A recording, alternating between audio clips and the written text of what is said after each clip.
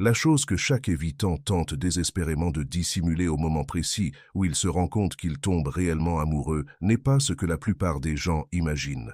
Tu observes les signes de connexion, la vulnérabilité, les moments de véritable proximité et, soudainement, le mur s'élève plus haut que jamais. Ce n'est pas le signe qu'il a perdu tout intérêt. Il s'agit d'une réponse directe et automatique à la sensation la plus profonde et terrifiante qu'il puisse éprouver. Aujourd'hui, nous allons dévoiler la douleur cachée et les 3 peurs fondamentales qui poussent un évitant à saboter précisément la connexion qu'il désire en secret lorsque l'amour devient réel. Reste avec moi, car comprendre cette vérité cachée est la seule façon d'arrêter de confondre sa distance avec de l'indifférence.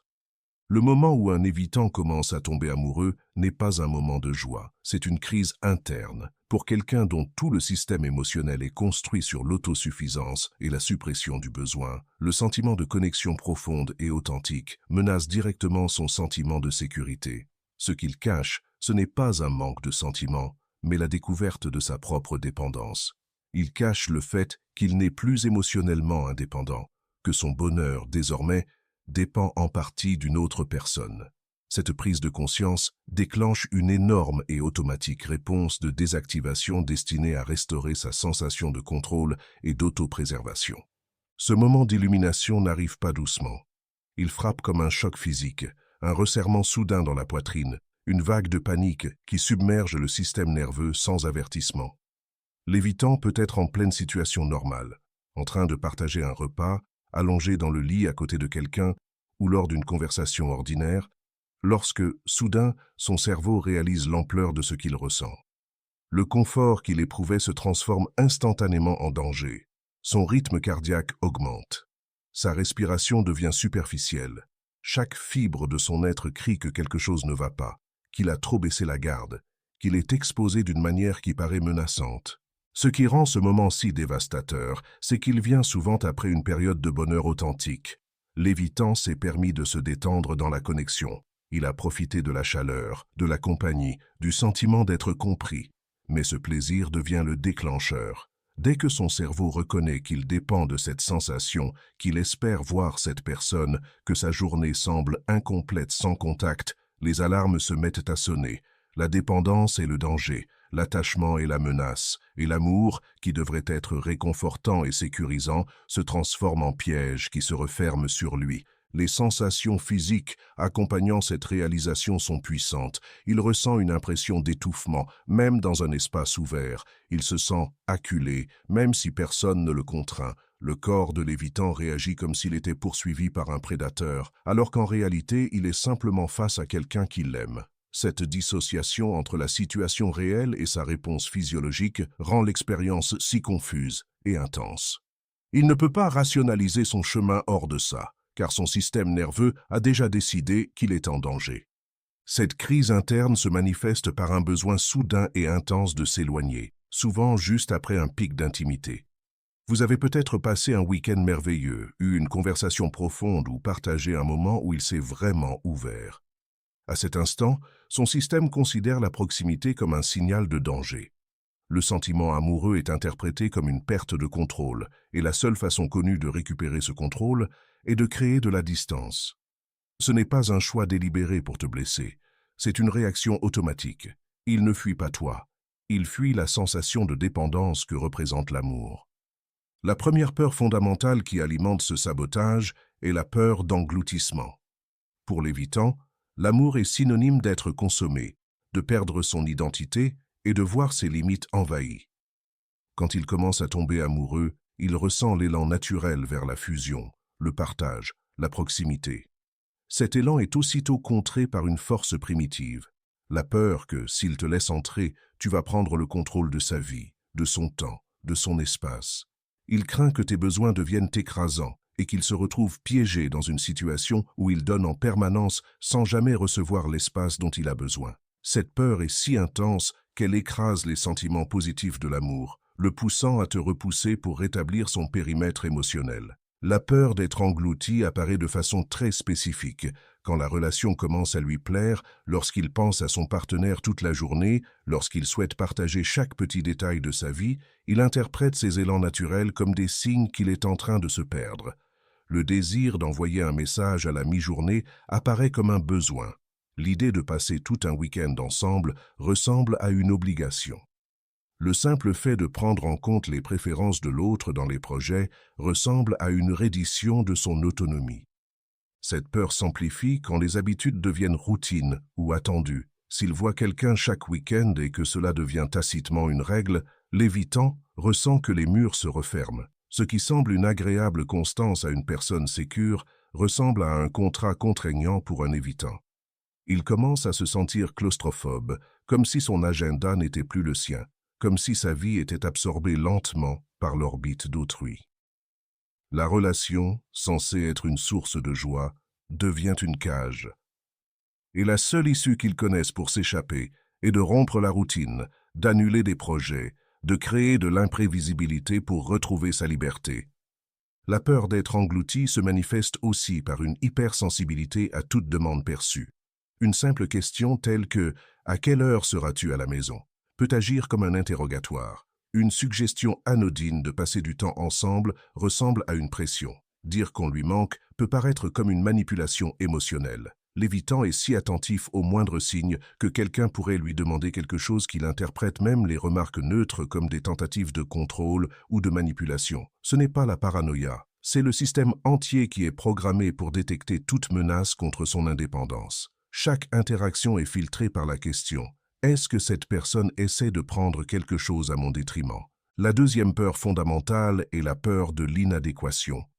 L'évitant porte la conviction profonde d'être foncièrement défectueux ou impossible à aimer. Il garde ses relations à une distance sûre et superficielle pour éviter que tu ne vois son « vrai moi ». Quand il commence à tomber amoureux, il doit te montrer davantage sa vraie personnalité, ses failles, ses insécurités, ses besoins.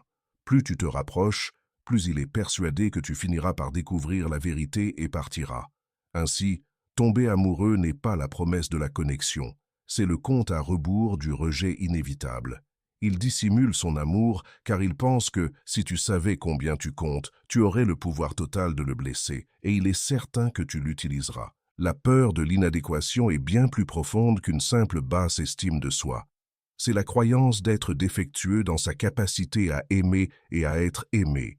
L'évitant observe les autres qui manient la vie de couple avec simplicité et estime qu'il lui manque une aptitude essentielle que les autres possèdent. Il regarde les couples capables de vulnérabilité réciproque, qui demandent ce dont ils ont besoin, qui savent recevoir du réconfort, et il se sent comme un étranger devant une espèce étrangère. Il ne se croit pas capable de cette ouverture. Il ne fait pas confiance à ce qu'il puisse offrir quoi que ce soit de valeur sur le plan de l'intimité émotionnelle. Lorsque l'évitant commence à tomber amoureux, cette croyance devient source d'anxiété constante. Il surveille son comportement de façon obsessionnelle, cherchant des preuves qu'il n'est pas à la hauteur comme partenaire. Il remarque chaque instant où il a du mal à exprimer son affection. Il note chaque malaise face au contact physique. Il recense chaque fois où il préfère être seul que accompagné. Et chacun de ces moments devient une preuve supplémentaire de son inadéquation. Il n'est pas comme les autres. Il ne sait pas aimer comme il le faudrait, et tôt ou tard, sa partenaire s'en rendra compte et choisira quelqu'un qui peut. Cette peur engendre un piège dévastateur. L'évitant veut être un bon partenaire, répondre aux besoins de l'être aimé, rendre l'affection qu'il reçoit. Mais la pression de le faire active son mécanisme de désactivation. Plus il veut répondre aux attentes qu'il croit de mise, plus il se sent dépassé, et plus il est submergé, plus il se retire. Il interprète ce repli comme une preuve accrue de son inadéquation, ce qui augmente la honte, et donc accroît encore la distance. C'est une spirale qui s'auto-alimente, et dont la seule sortie qu'il connaît est de mettre fin à la relation avant que l'autre ne découvre à quel point il se croit cassé. La peur de l'inadéquation se manifeste aussi dans la comparaison constante entre ce qu'il peut offrir et ce qu'il croit que son partenaire mérite. Il observe la capacité de son partenaire à la chaleur, à la vulnérabilité, à la présence constante, et se sent inférieur, Il se voit comme celui qui reçoit plus qu'il ne peut donner. Il se croit incapable de satisfaire les exigences minimales d'un couple, et cette conviction éloigne la joie que le sentiment amoureux devrait apporter, le transformant en culpabilité. Il aime sa partenaire et, précisément par amour, il pense qu'elle mérite quelqu'un de meilleur, quelqu'un non limité émotionnellement. La troisième peur fondamentale est la peur de la réciprocité émotionnelle. L'évitant n'est pas à l'aise avec le va-et-vient qui caractérise une relation amoureuse. Il est expert en donnant de façon contrôlée et transactionnelle, mais il a énormément de difficultés à recevoir l'amour et le soutien authentique et inconditionnel. Lorsqu'il commence à tomber amoureux, il ressent l'obligation de rendre la profondeur des sentiments qu'il reçoit, et cela lui semble impossible. Il craint de ne pas pouvoir satisfaire tes besoins émotionnels, d'être jugé insuffisant et finalement de te décevoir. Cette peur de ne pas être à la hauteur est si forte qu'il préfère se retirer plutôt que de risquer la honte de ne pas pouvoir t'aimer comme tu le mérites. La peur de la réciprocité émotionnelle se révèle par son inconfort à se laisser soigner.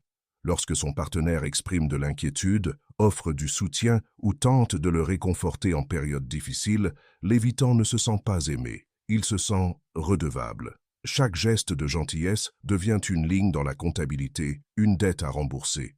Mais il ignore comment payer les dettes émotionnelles car il ne fonctionne pas dans la monnaie de la vulnérabilité. Il peut accomplir des services, offrir de l'aide pratique, résoudre des soucis, mais il ne sait pas offrir facilement l'ouverture émotionnelle que son partenaire lui apporte. Ce déséquilibre crée un sentiment de dette qui devient insupportable. La peur de la réciprocité se manifeste aussi dans la difficulté à accepter que quelqu'un puisse l'aimer sans rien demander en retour. Il ne comprend pas l'amour inconditionnel, car il ne l'a jamais vécu comme quelque chose de sûr. Dans son enfance, l'amour était conditionné, assorti d'attentes, menacé de retrait s'il ne satisfaisait pas certains critères. Ainsi, quand quelqu'un lui offre un amour qui semble sans condition, son instinct premier est la suspicion. Que veut réellement cette personne? Que va-t-elle exiger quand le masque tombera? Quand la facture va-t-elle arriver?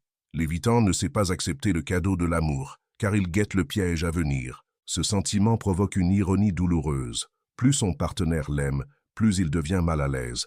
Les marques d'affection profonde, les déclarations d'engagement, les assurances de valeur, autant de choses censées le rassurer, mais qui le font se sentir piégé.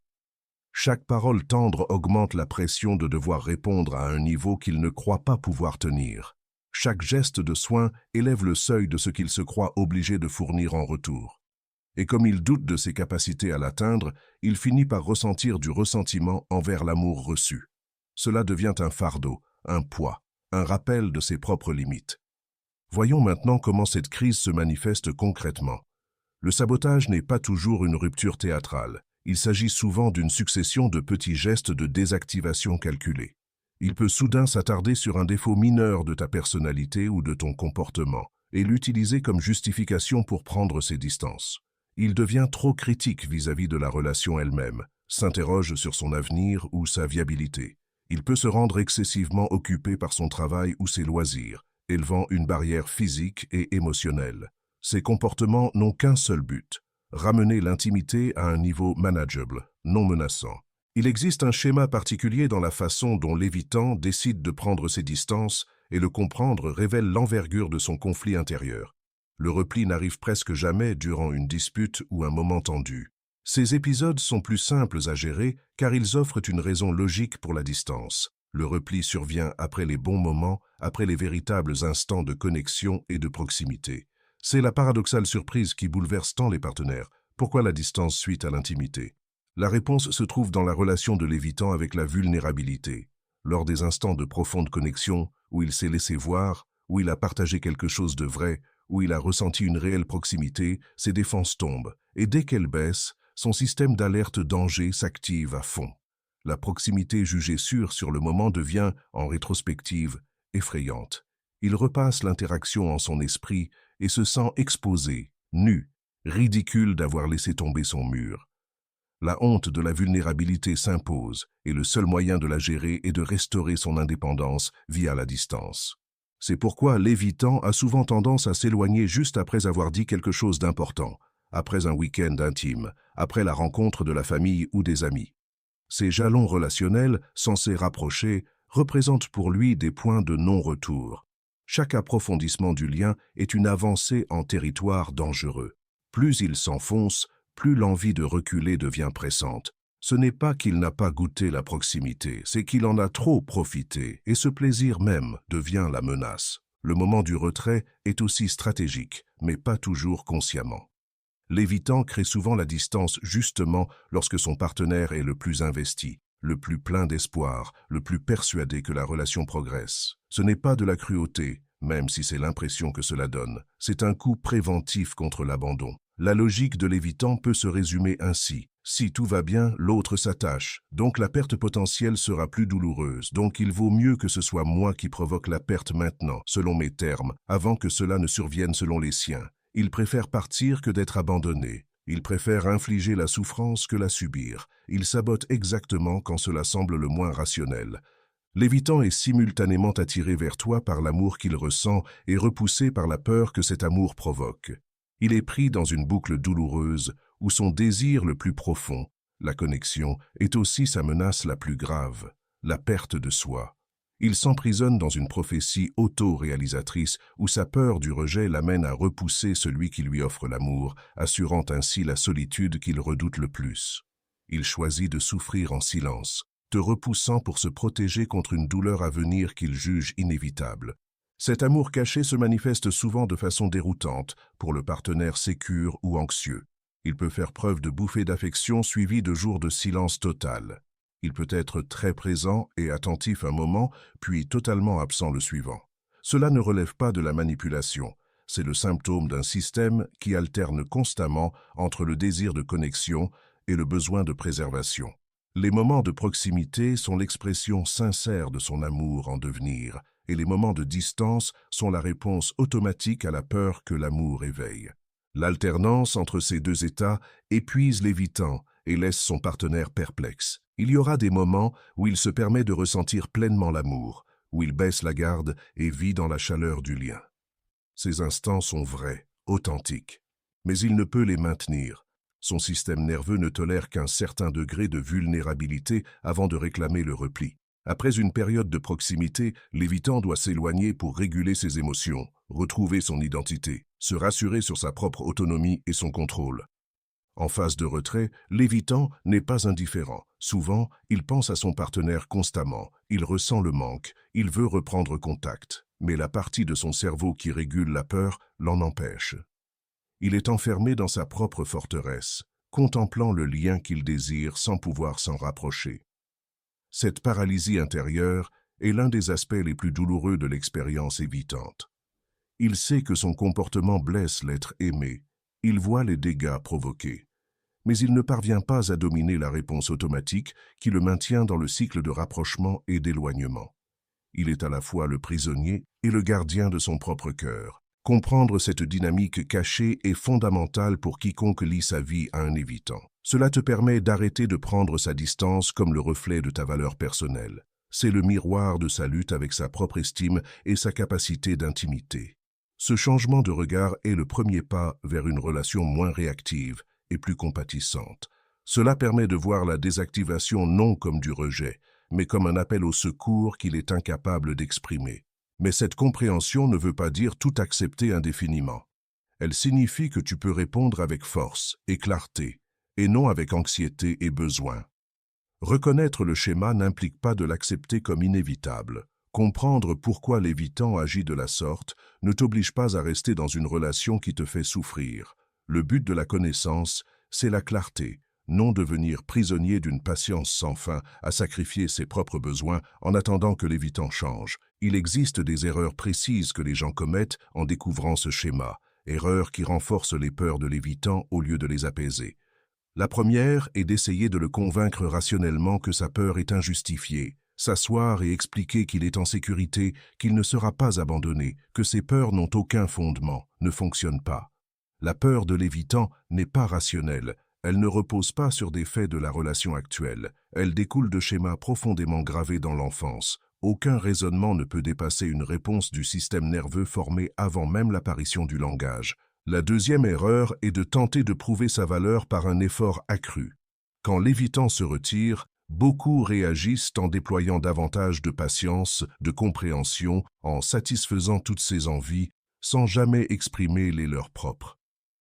Ils pensent que s'ils arrivent à être suffisamment parfaits, patients et peu exigeants, l'évitant se sentira en sécurité et arrêtera de fuir. Mais cette stratégie a l'effet inverse, car elle confirme la peur d'être englouti. L'attention accrue, même bien intentionnée, devient une pression. L'absence de limite chez le partenaire signale que la relation devient absorbante, que la vie entière de l'autre gravite maintenant autour de l'évitant, ce qui est précisément sa crainte. La troisième erreur est de poser des ultimatums ou de tenter de forcer l'évitant à choisir entre sa peur et la relation. Des phrases comme « tu t'engages pleinement ou on arrête » ou « tu dois décider si tu es dedans ou dehors » semblent raisonnables, mais réveillent justement la dynamique que l'évitant fuit. Ces ultimatums activent simultanément les deux peurs, d'englobement et d'inadéquation. L'évitant y voit la preuve qu'il ne peut être lui-même dans la relation, que l'amour vient effectivement avec des conditions intenables et qu'il faisait bien d'avoir peur. L'ultimatum, au lieu de susciter un changement, provoque souvent une fuite définitive. La quatrième erreur est de vouloir sauver ou réparer l'évitant. Cela prend la forme d'une patience sans limite, du rôle de thérapeute, d'explication sur la théorie de l'attachement, de partage d'articles et de livres, de gestion constante de ses émotions. Cette dynamique pose le partenaire comme la personne saine et l'évitant comme le brisé à réparer. Mais ces déséquilibres renforcent le sentiment d'inadéquation et de honte de l'évitant. Il ne veut pas être un projet, il ne veut pas être réparé. Et la focalisation constante sur son trouble d'attachement, même sous prétexte d'être utile, devient une pression supplémentaire qui lui donne envie de fuir. La seule façon de naviguer efficacement dans cette dynamique est d'incarner continuellement un comportement sécure. Cela implique de garder tes limites, respecter son besoin d'espace sans t'abandonner et refuser d'entrer dans le cycle de poursuite et de distance. Tu lui montres que l'amour n'est pas synonyme d'engloutissement et que la connexion n'est pas synonyme de perte du soi. L'amour caché de l'évitant est fragile, facile à écraser sous la pression ou la demande. Il a besoin d'un environnement sûr et stable pour croître. Le but n'est pas de le forcer à s'ouvrir, mais de créer les conditions pour qu'il le choisisse lui-même. Cela signifie être une présence constante et prévisible qui n'est pas affectée par ses désactivations. Cela signifie lui montrer que tu es une personne entière, non dépendante de sa disponibilité, et que ton amour n'est pas un piège, mais un refuge. Ce que tu peux faire de plus puissant, c'est reconnaître que l'amour est là, même s'il est caché. Il se trouve dans les petits gestes, les moments de véritable connexion, et dans le fait qu'il revient malgré t'avoir repoussé. Ce sont les signes que son système d'attachement est encore actif, que le désir de connexion persiste. Le défi est de nourrir ce désir en refusant de jouer le jeu de la peur. Tu ne combats pas l'évitant, tu combats la peur qui le dirige. Et la seule façon d'y parvenir est d'incarner l'amour sécure et stable qu'il n'a jamais connu. Le mécanisme interne qui pousse l'évitant à cacher son amour est la réponse directe à la menace que représente la vulnérabilité. Pour lui, la vulnérabilité n'est pas une force, mais une faiblesse qui sera exploitée. Lorsqu'il commence à tomber amoureux, il ressent une poussée d'exposition émotionnelle. Il te donne l'accès à ses désirs et besoins les plus profonds, ce qui revient à te remettre les clés de sa forteresse émotionnelle. Il craint qu'une fois en possession des clés, tu exiges trop ou que tu partes, emportant son cœur avec toi. Cette peur est si enracinée qu'elle se traduit par un repli physique et émotionnel. Il peut devenir insensible, incapable d'exprimer de l'affection ou d'avoir une conversation profonde. C'est ainsi que son système se protège du sentiment d'être exposé. Il se revêt d'une armure émotionnelle, conçue pour garder l'amour à l'écart, alors qu'au fond, il le désire. L'aspect le plus déroutant de cet amour caché est qu'il mène souvent à la dévalorisation. Au fur et à mesure que ses sentiments grandissent, il peut commencer à trouver des défauts chez toi ou dans la relation. Il peut critiquer ton comportement, ton apparence ou tes choix. Ce n'est pas qu'il y croit vraiment, c'est une stratégie de désactivation visant à diminuer la valeur de la connexion perçue. S'il parvient à se convaincre que tu n'es pas si précieux, alors perdre l'autre sera moins douloureux. C'est une tentative désespérée de retrouver l'équilibre émotionnel, une façon de dire « je n'ai pas besoin de ça, car ce n'est pas si formidable ». Cette dévalorisation est l'indice direct de sa peur. Plus il critique, plus il lutte contre l'intensité de ses propres sentiments. C'est le signal que son amour grandit et que sa peur grandit tout autant. Ta réaction face à cette dévalorisation est cruciale. Si tu te défends ou essayes de prouver ta valeur, tu entres dans le cycle de poursuite et d'éloignement. Si tu réponds par la clarté et la sérénité, tu montres que ces stratégies de désactivation ne fonctionnent pas sur toi. Tu refuses d'entrer dans son jeu, et cela l'oblige à confronter la réalité de son comportement. Ce que l'évitant cache enfin lorsqu'il tombe amoureux, c'est le deuil de sa propre solitude. Il a passé sa vie convaincu qu'il est mieux seul, qu'il est autosuffisant, qu'il n'a besoin de personne. Mais dès qu'il ressent l'appel de l'amour véritable, il doit affronter la réalité de sa solitude. Il découvre que son autosuffisance est un mécanisme défensif, un bouclier contre la douleur du rejet.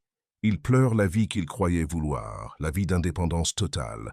Ce deuil est une émotion puissante que l'évitant ne sait pas exprimer. Il le dissimule sous un masque d'indifférence, destiné à garder le monde à distance. Mais le deuil est là, douloureux, qui lui rappelle sans cesse la connexion qu'il repousse.